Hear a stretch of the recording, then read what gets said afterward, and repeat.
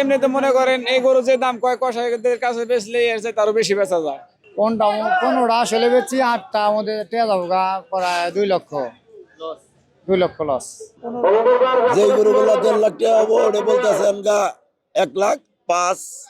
একবার বাবা পড়া ফরিদপুর থেকে আমি আসলাম বাবা 4টে, একটা বেচছে, 3টে আছে। এখন যদি আজকালকে যদি আজকে না পারি বেচতে তাহলে দেশে লয়ে দিবি, তাছাড়া ফেলাইতে তো যাবে না। হয়তো 1 মাস পাইলে ছাইরা দেবো। এমনিতে মনে করেন এই গরু যে দাম কয় কসাইদের কাছে বেচলে এর চেয়ে তারও বেশি বেচা যায় ক্রেতাদের চাইতে। কারণ এখন হাটে আনছি এই জন্য বেচা লাগবে আর কি।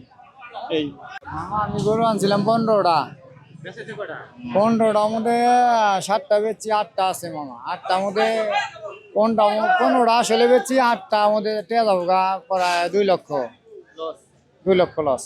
8টা গরুর মধ্যে 8টা যে লস এই বেশি বিক্রি করা লাগবে, নইলে টাক ভাড়া করা লাগবে আবার 30,000 দিয়া।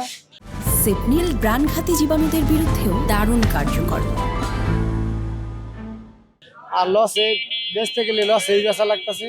ঢাকা শহরে নিয়ে আসলাম আপনার, যে হয়তো কিছু খরচ করে গেলে খরচ কিছু উঠবো, আর না উঠলে মামা করা কিছু নাই। বাড়িতে নিয়ে পাইলে মাংস হিসাবে কষাই করে কাছে বেচা লাগবো। এখন তো তাও দাম করে মাংস, এখন 800 টাকা কেজি মাংস পরে এখন হিসাব করে দেখি 400 টাকা কেজি। ঈদের পরে বেচবো 800 টাকা কেজি কষাই কাছে মাপে বেচবো। আনছিলাম 19টা, ব্যাগটি বেঁচেছে, একটা লইছে তো হচ্ছে বাজার। আগে একটু মোটামুটি বালাই আছি। হ্যাঁ, এইটাও তো দর আর বস্তা বেঁচে থেকে দাম। এইটাও কয় 100 ভাঙ্গিয়ে 100, আগে কইতো 35-30। বেচছি 9টা, বাজারে একেবারে পানি। হ্যাঁ, লাভ হয় নাই, প্রতিটাই লস। যে গরুগুলা 1.5 লাখ টাকা হবো ওটা বলতেছেন গা 1,05,000। এই 2 লাখেরটা 1.5 লাখ, 45, 55 এর উপরে নাই।